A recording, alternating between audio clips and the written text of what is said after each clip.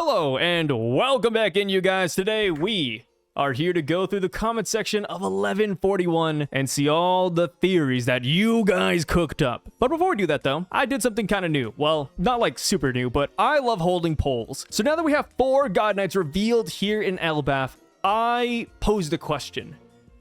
Who is your favorite God Knight so far in terms of design? Or just in general, really. And it was kind of interesting. I was thoroughly shocked by the results. So this is what we have right here. Sorry for the format. It looks a little bit wonky. So there were about 5,000 votes for this. And Shamrock, of course, took first place. I think this was pretty much set in stone, right? Shamrock coming in at 45% of the votes.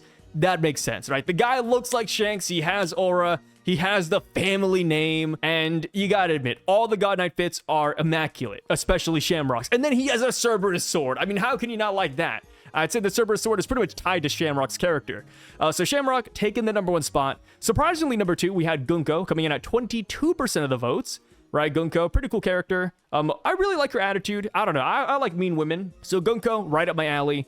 And I guess the surprising part about this poll is the fact that Carringham and Sommers aren't that far apart. It's actually pretty split. There's not like a decisive last place character. They're all equally loved in a way, right? I mean, even from Killingham to Gunko, what, it's 22% to 17? I thought that was kind of impressive, and it kind of shows that Oda is doing a really good job at designing these guys, right? Of course, Sommers is at 16 and he got like last place, but I mean, 16% still pretty damn respectable. So yeah, shoutouts to the God Knights. Love those dudes. If I had to pick one, you know, Shamrock is like the go-to, but if I eliminated Shamrock from the list, I think I'd pick Sommers.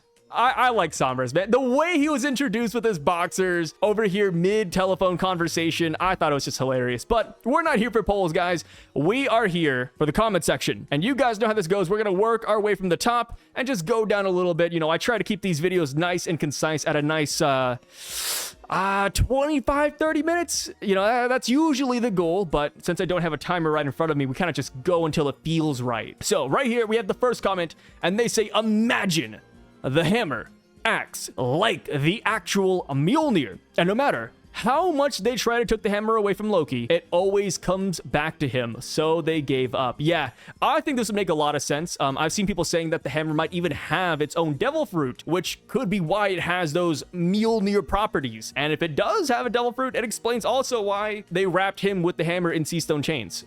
All right, I think that'd be pretty fun. And let's say Loki was uncuffed fully. Imagine, just like Mjolnir, he ends up flying away with his hammer. Because right now, Loki's in the underworld. The God Knights, Shamrock, the people he wants to get revenge on, they're in the Sun Realm. How's he gonna get up there? Is he gonna take the lift? Is he gonna use a Sunstone? Is he gonna climb the tree? Nah, dude. I think it would be super cool if instead, boom, boom, boom, boom, boom, he's gone. I don't know. I'm just a fanboy, man. I'm just a fanboy. Down below, they say, you know what would be hilarious if Ragnir was the last poneglyph. That would be really cool, right? Because poneglyphs are pretty much indestructible. Ragnir being made out of poneglyph material and being the last poneglyph, yeah, that'd be kind of awesome. Like, just imagine the design of it, right? Like, Loki pulls out the hammer, and then you see, like, all the text right there. It would look like runes almost, right? Like Nordic runes? Yeah, no, that'd be kind of sick. That must mean that Loki, which, to be fair, he was a pirate back in the day, right? Shanks fought him on the open seas. Loki's a pirate. So, technically, he needs a ship. Is the ship black? I don't know. I don't think that's a bad theory, though. That's kind of cool. This one says, Shamrock, come find me, Loki, if you dare. Loki gets freed. Shamrock, all right, peace. I'm out. Hey. Shamrock's not running. He's simply being called back home. But I don't know, like Shamrock, he got called back home by the higher ups, but he's still here to our knowledge, and it sounds like he wants to participate in the kidnapping game. So I don't know what's going on with Shamrock. But here's the thing though, Loki, yes, he's freed, but you got him, like, he's still injured, right? Like, the guy's barely conscious. Luffy even said, hey, he's conscious, he's dying, right? I don't know. Can Loki go all out? That right there is kind of like the main question. This comment says, another candidate for a woman over 408 years old would be Mosa. I mean, we literally know nothing about them, but something tells me that they have a connection to Jarl. I believe so as well. The thing with Jarl and Mosa is that Jarl was posed up at the castle as one of King Harold's guards, right? He was present during the day King Harold got assassinated, so Jarl has access to the castle. And the reason I'm making that point is because Mosa actually has the title of Duke. They are Duke Mosa, according to Loki. So there is a chance that Mosa was frequent in the castle and Jarl and them might have met before in the past. So I'm kind of curious to see how that's going to go down. This next comment says, wow, the indestructible treasure tree Adam is truly amazing. The GOAT. Double GOAT emojis. Its only weaknesses are lightning, fire, and it can be cut. Yeah, and you can also punch it, by the way. I mean, you can literally just tear the Adam wood apart. If you guys don't know the lore, oh, sorry, I clicked on his profile. Oh, he has YouTube videos. Look at that. I hate Adam tree defenders, which is a really niche thing, by the way. Like, you know, some people are like, like Celestials, Admirals, Yonko, Warlords. For me, it's Treasure Tree Adam Defenders. Because I always say, I'm like, guys, like, you know, the Thousand Sunny, like, it's strong, it's durable, but it can be broken. And then I always get pushback. There's always one guy out there, that son of a bitch, that says, Sigh, Adam Tree's indestructible, it can survive cannonballs. Oh, dude. Oh, you know, I just have flashbacks to Whole Cake Island where Big Mom was looking for her wedding cake, and guess what she did? She tore the Thousand Sunny apart looking for it. Guys, multiple characters have tried to cut it and people had to block the attack. Like Kaku, for example, right? Kaku was about to cut the ship. Zoro literally had to block it. If the Thousand Sunny's Adam would have blocked Kaku's attack, Zoro would never have to have done that. You know, Zoro could have just kept on sleeping and then Kaku's attack would look like a bum. I don't know. Treasure Tree Adam. This makes me upset. But yes, Treasure Tree Adam, fire, lightning, can be cut, can be torn apart. Man, indestructible, huh? So this one says, despite what Harden said, I still believe Loki is mischaracterized. I believe King Harold struck a deal with the Celestials, where they offered Elbaf a seat at Marie's Raw to condition the giant culture out of being warriors so Emu would no longer fear them. Loki knew the nature of the Celestials and decided to stop his father. Yeah, I mean, that could be the case, right? I feel like every chapter that goes by, more and more people start to believe that King Harold was playing for the opposite team. He is an op 100%, right? Especially with the Summer line where he's like, hey, Shamrock, are you visiting King Harold's grave? Are you paying respects? It's like, okay. Yeah, King Harold had some deal going on. And of course, I do think that maybe he wanted Elbaf to join the world government. Maybe not for like nefarious reasons, right? Because I think there are good reasons to want to join the world government. Like, think back to Fishman Island. Otohime literally went up to Marie's Raw for a whole week to testify on Fishman Island's behalf so that they can have a seat at the table again. So I think that could be the case. You know, I think even though the world government is evil, if you're part of the world government, you have a lot of benefits, right? You get a lot of benefits. Of course, you also get a lot of taxes, but there are some benefits there. Down below, they say, you gotta love that panel when Luffy and Zoro are arguing face-to-face about freeing Loki. We literally had a panel a couple chapters ago earlier where Scopper had a mini flashback of him having the same face and clash with Roger. Yeah, that's why I really enjoyed it. I didn't say it in the video, but yeah, Luffy and Zoro, like, they were arguing in this chapter, but it was like a friendly argument, right? You always argue with your best friends, and that's what it reminded me of. It reminded me of that. It reminded me of Roger, Scopper, and Rayleigh, and I really enjoyed it. I love that we have Luffy, Zoro, and even Nami, you know, a couple of chapters back, just all hanging out together. And now that Nami's gone, we got Sanji. Bro, we need Zoro and Sanji to have some kind of weird interaction with Loki, right? I think that'd be fun. And the reason why I say Zoro and Sanji specifically is because it reminds me of everybody's favorite arc, everybody's top 3 arc, Long Ring Longland, where Zoro and Sanji had to team up against Foxy's giants. One of them being a Wotan, a race that was mentioned, what, like 3 chapters ago? So yeah, I would love to see them team up here. I think that'd be really cool. Gabon, knowing Shanks stopping Loki and then approving Luffy to free Loki, if using Gabon testing Luffy as a perspective, basically Loki isn't going to do anything much in front of Luffy. That could be the case. Yeah, no, I agree with it. When it comes to Gabon giving Luffy the key, I think he just trusts him, right? Like, hey, he probably has flashbacks to Roger and he's like, yeah, Roger did a lot of brash things too.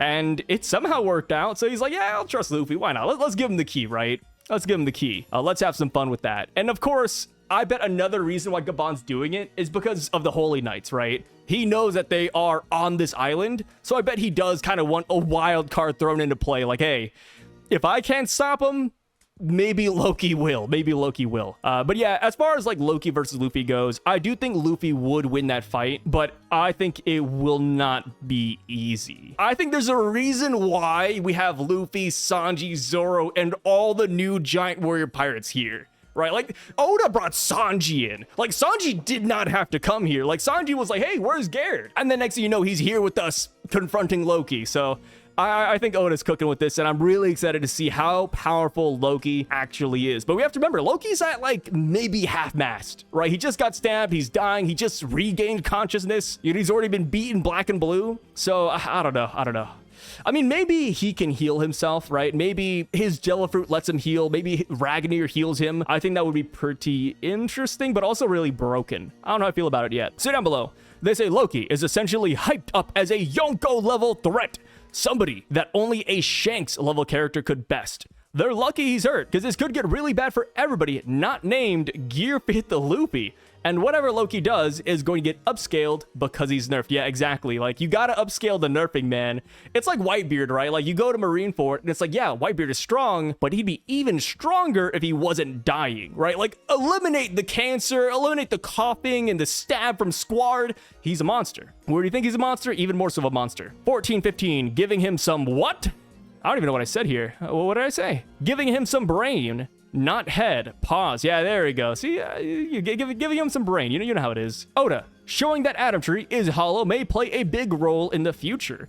Yes, or maybe, an idea I came up with is that maybe the Elbaf lift is inside the tree, which would be kind of cool, right? Or maybe that's even the Heaven Realm. That's how you get there, right? Instead of using a Sval or instead of like climbing some stairs, you actually just go inside the tree and it shoots you up. That sounds a little bit weird, but yeah, you guys get what I mean. Or maybe there's more drawings inside the tree, right? It could be like Zunisha, how there's the whale tree and you can go inside of that. I love trees that you can go inside of because that doesn't really exist in real life. Like, I feel like whenever you see a hollowed out tree in real life, it just dies a year later. Or the hole is like really small and you can't fit in it, or it's used for like a horror movie. Huh.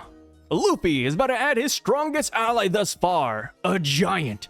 Even all the other giants are afraid of. Yeah, dude, if Loki joins the ranks, that'd be insane. Ideally for me, I would love it if Loki joined alongside Hardin. I mean, Hardin's already a part of the Grand Fleet, but imagine if Loki joins Hardin's crew, completing the duo, right? Because all these giants end up running in pairs, right? Dory, Brogy, Oimo, Kashi, Yorl, and then not giants, but they're also like a duo, but Big Mom and Kaido, who used the Hakaku sovereignty. I think Hardin just needs his other half, and maybe Loki and Hardin make up. You know, maybe they make up. Next comment says, theory, what happens if the key to being the Mountain Eater is balancing gooning and goonicide and finding the perfect balance in between those? If you do goon too hard, you will commit goonicide. Yeah. It's like it's like balancing the elements, really. That's how I imagine Scopper was able to get with Ripley. Like, she really respected his game, right? She really respected the game. And there's a reason why they call him the left hand of the Pirate King, right? Scopper's right-handed. He found balance in the world. This comment says, that boy Sai looking comfy AF. Nah, deadass. You're my favorite One Piece YouTuber. Love being at work with some long-winded yap I'm actually invested in. I appreciate it, brother. And yeah, I was comfy during that last video because it took place at night. Like, the chapter on TCB dropped at like, I think 12 o'clock, and I was just comfied out, bro. It is what it is. This one says, yo, Zoro's strength is unmatched. Dude kicked a effing giant and had him in pain. I get Loki was injured, but dog, still, just think about it. Yeah, and the thing with Zoro too is that he doesn't kick. You know, like Zoro kicking somebody, like I'm trying to think back. Has Zoro ever kicked an opponent? I don't think so. You know, this is like a one-off kind of thing. Like Sanji's not here, so Zoro's like, I'll play the Sanji part and just freaking kicks him. And yeah, it did do a good amount of damage. Love to see it, love to see it. This one says that Sanji stray at the end of the video was diabolical work. Oh yeah, so in this video, at the end, when I was talking about everybody that was confronting Loki, I mentioned the new giant warrior pirates, I mentioned Luffy and Zoro, but I forgot that Sanji was here for a brief second because Sanji doesn't get a panel, right? Sanji's there with the giants and Garrett and he picks her up, but like in the last page, you don't see Sanji. So I just kind of forgot. And, you know, going through the video and while I was editing it, I said, yo, somebody's going to be like, Sai, you forgot Sanji. Why didn't you mention Sanji? So I went in, I added text to speech. And if anything, that just made Sanji seem worse. Like I actually did forget him or didn't care about him. So I don't know, man. There was no winning this one. There's no winning. This one says, I think Usopp will use drunken shooting style against the Holy Knights. Ooh, drunken shooting style. What would that look like? I know. Actually, I know. So a while back, I've made 2 videos like this, but I've talked about the power-ups Usopp could get. and one of them was Usopp becoming a trick shotter. Sounds a little bit silly, but imagine if Usopp like utilized ricocheting and bouncing bullets. Oh yeah. Like imagine Usopp shoots over here and then it hits a wall, bounces, hits another wall, hits a tree branch, and then it hits you from behind. Like that'd be so cool. And it would fit like the drunken shooting style motif in a weird way. Yeah, no, I'd be so down with that, bro. The Void Century was 800 years ago. The Elder is 408 years old. When we typically complain about couples with age gaps, it's basically double the age. Like a 40-year-old dating a 21-year-old. Double the Elder's age is 816. Emu's speech pattern was theorized to be that of a bratty kid. 16-year-old kids are bratty, right? What if Emu was 16 before the Void Century and got the immortal surgery at 16? That is... The way you spun this was kind of crazy, but I've seen that before. Like Emu does speak very I think there's like childlike, and they also have like childlike impulses. Like when the Goros, they were like, "Hey, Emu-sama, why are we destroying Leloucia?" And Emu was like, "Ah, it's close by," you know what I mean? So that could be the case. I think that'd be really cool. I feel like at some point somebody will have the immortal youth surgery. So maybe that is how we get like that character, that aged character, right? I think Emu has always been the #1 candidate for that. So going down, they say Hagen is a character in the Song of Nibelungs who kills Siegfried, hitting him in the only vulnerable spot on his invincible body while hunting. I did not know that. I mean, you know, I'm actually not too up to date with a lot of mythology outside of Bigfoot. Bigfoot is huge here in Oklahoma. Yeah, there's actually, this is my stupid fact that I bring up pretty often, but there's actually a $3 million bounty on Bigfoot in Oklahoma only. So I know all about Bigfoot, but when it comes to Nordic mythology, I'm an idiot, man. You know, you guys don't exactly come to this channel for Norse mythology, but I love that you guys are really well informed, and I think this is really cool, right? If this is it, I like it, right? And since Hagen is a part of Elbaf, Elbaf's only weak spot being fire and lightning, A1. I hope they don't make Loki CGI in the anime. No, they're not gonna do it. There's no reason for them to make Loki CGI in the anime, because if you think back to all the other giants we've seen this far, like Captain John, well, sorry, not Captain John. Is it John? John the Giant, right? Is that his name? Because Captain John is like the guy from The Rock's crew. I think there also is a giant named John. Okay, I was right. There is a giant named John. A lot of Johns in One Piece, believe it or not. But yeah, like there's John the Giant, there's Oars Jr., Gecko Moria got to that size as well. And then we have like a myriad of other giants who are also massive, and they're not CGI. So I really don't think they're going to make Loki CGI. I think they would know of the backlash they'd get from that. And you got to imagine, bro, like One Piece, we're in a phenomenal stretch over in Egghead Island. So I doubt they're going to shoot themselves in the foot like that. And plus, I'm trying to think, in One Piece, have we ever had CGI? We've had CGI, I think, once, and that was Douglas Bullet. Yeah, it was Douglas Bullet's Awakening. That was CGI'd, but that was like a movie, and that was like a one-off thing. And Douglas Bullet was like a god at that point. I mean, he was bigger than Oars and bigger than anything we've ever seen before. So yeah, I don't think Loki's gonna be CGI. This would make no sense, and it sounds like a nightmare. You know, don't speak it into existence, brother. This one says, Ripley said that Elbaf's biggest weakness is fire and lightning, which might be hinting that Loki has those powers, or hinting of Big Mom coming back into Elbaf because her homies have fire and lightning powers. Yeah? Okay, well, to be fair, like, I don't think this would mean that Big Mom would have to destroy Elbaf, but I do think that Big Mom cherishes Elbaf too much to actually set it ablaze. Ooh, or maybe, like, Big Mom comes over and she sees the trees on fire and she saves it. Oh! We don't need like a Big Mom redemption arc here in Elbaf, but imagine that's how Big Mom comes into the good graces of the giants once again. Like, Elbaf catches fire, and then Big Mom says, Prometheus, stop it, you know? Like, that'd be kind of cool. And then after that, they're like, wait a minute, maybe Big Mom isn't so bad after all. Huh. That's like Big Mom fan fiction, but yeah, not bad, not bad. As far as Loki having these powers, I agree. We don't know about Loki having fire yet, but he called himself the sun god. I mean, a lot of giants do that, but he did call himself the sun god. And then as far as lightning goes, his hammer is literally called Ragnir, which means Iron Thunder in the Japanese kanji. So yeah, you know, give those powers to Loki, man. Give those powers to Loki. Next comment says, big thing I took away from this is that Chopper is finally off of Luffy's menu. Edit.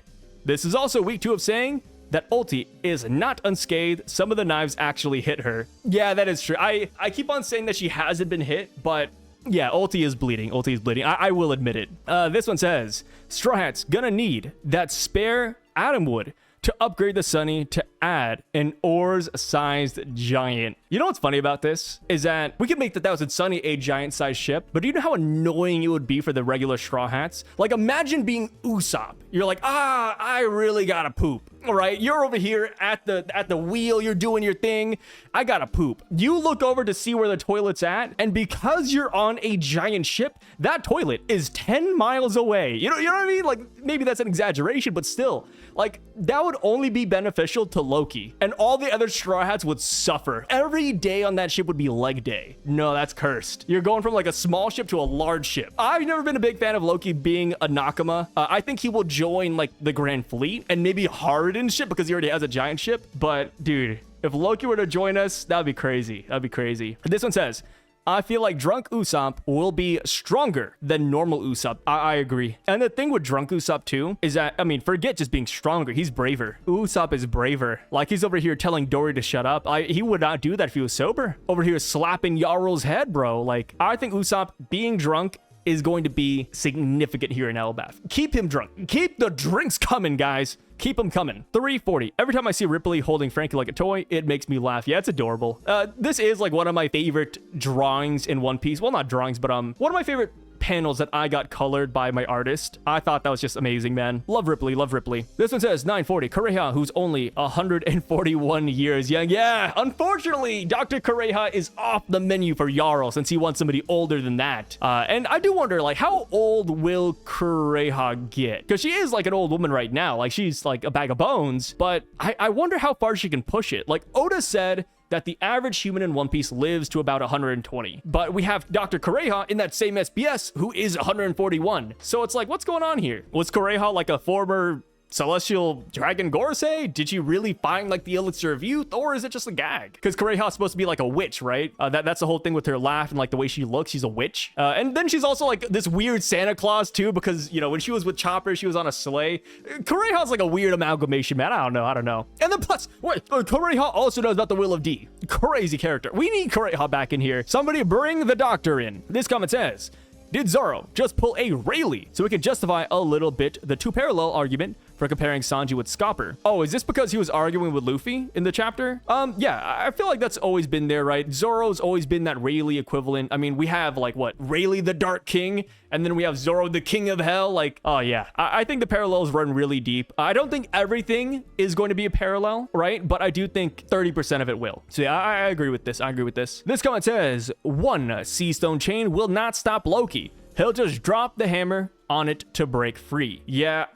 See, I've been seeing comments like this more and more in the past like 1 to 2 days. And the more I see it, the more I want to see it. You know what I mean? Like now, if he doesn't break the chain next chapter, I'm gonna be like, damn it, we missed the chance to break Sea Stone for the first time. Like, we haven't had that. Like, you know, Sea Stone is always been almost unbreakable, like damn near unbreakable, right?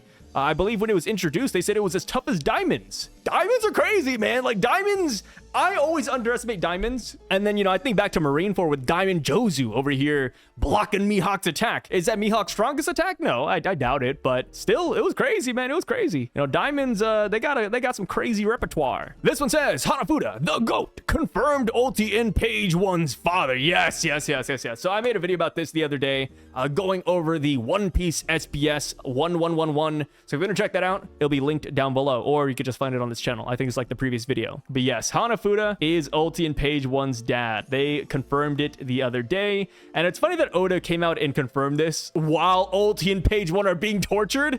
Oh man, that's diabolical, bro. That's diabolical. Dr. Kureha gotta be a human candidate. Yeah, I mean, it's just... Imagine what it would be like though, right? Dr. Kureha and Elder Jarl. They get together, they get freaky. There's nothing going on in that department. And then next thing you know, Dr. Kureha drowns in the White Sea. There's not a happy ending there, man. It's impossible, bro. It's impossible. You know, Scopper and Ripley are still like an amalgamation, man. Dr. Kureha and Jarl, bro. Man, that's gotta be scary, man. Like every night's got to be like, I don't know, a monsoon, a flooding. This one says, love the editor adding Sanji to the conversation. Yeah, that was me. I am the editor.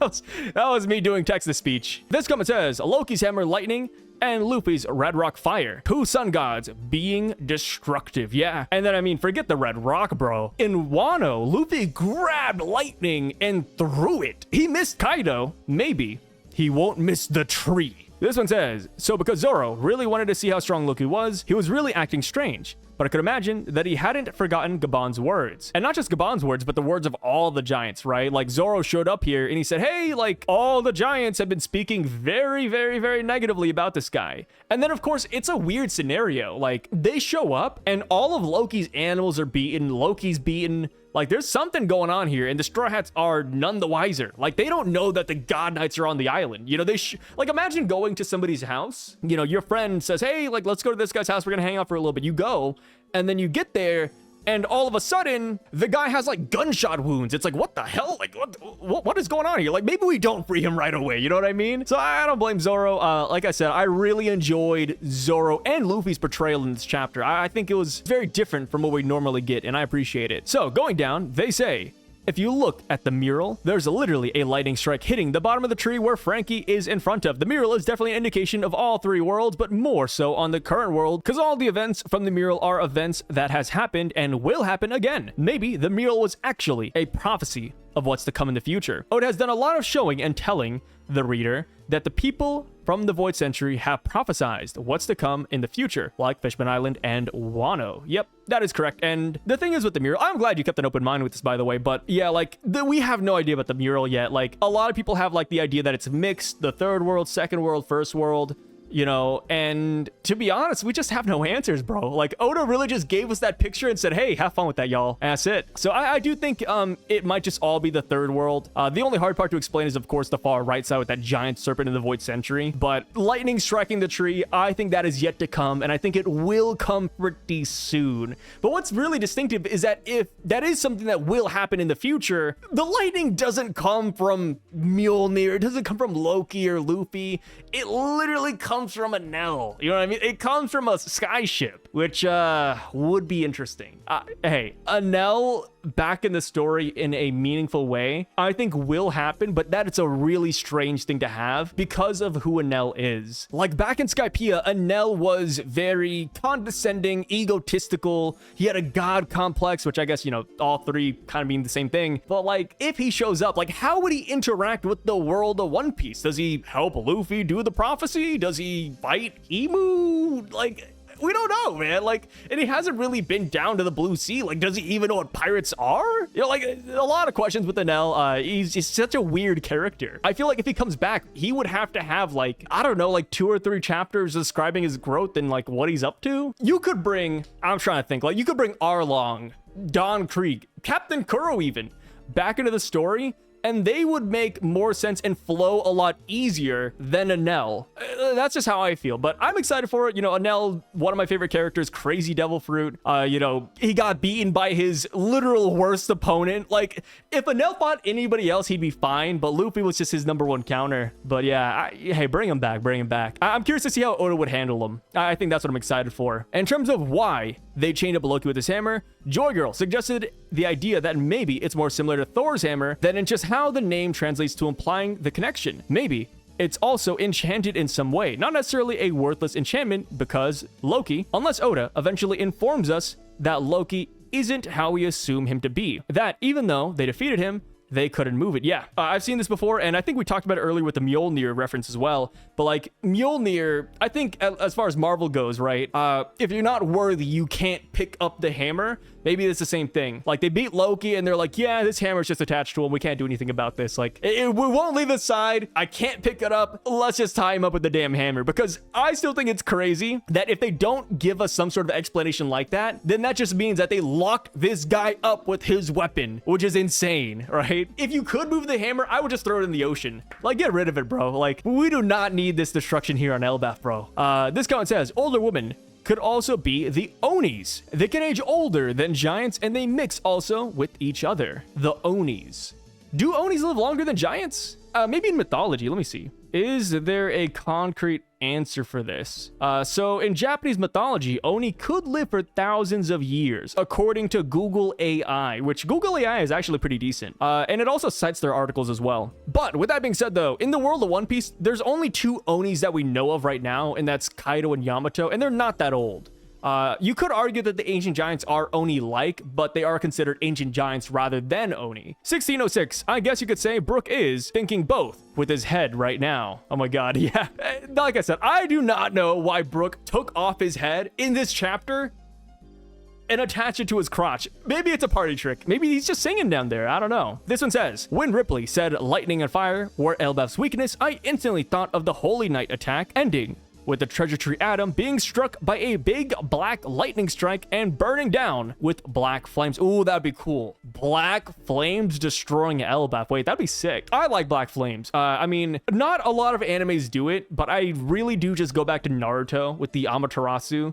You know, I thought that was awesome, bro. Bring in the black flames. I hope that Sanji gets black flames. Kind of random, right? But Sanji does have the epithet Black Leg Sanji, and that's because back in the day he wore black pants. But Sanji doesn't wear black pants anymore, bro. Like, it's kind of rare, right? Like, think back to Egghead. The guy had shorts on. You know, think to Elbaf. He's got, like, leather armor, bro. Give him the black flame so he can claim his title once again. As far as the Holy Knights go, though, I think that'd be a real good way to distract the giants, right? Like, imagine they kidnap the kids, people are coming after them, and then the God Knights just simply burn the Atom Tree. And they're like, hey, peace out, y'all. If you want the kids back, you know, come to the Holy Land or be subservient to us. That'd be smart. And also, it'd be like a nice flexing of their powers too, right? Just how dastardly they are. Next comment, they say, what if Loki's hammer has a devil fruit and it's not actually him that has the devil fruit, but it's the hammer that has it? And that's also the legendary devil fruit that was passed down through the lineage, which would make it super stupid that they left it near him, but maybe the hammer has picked Loki and stays near him or something. Yep.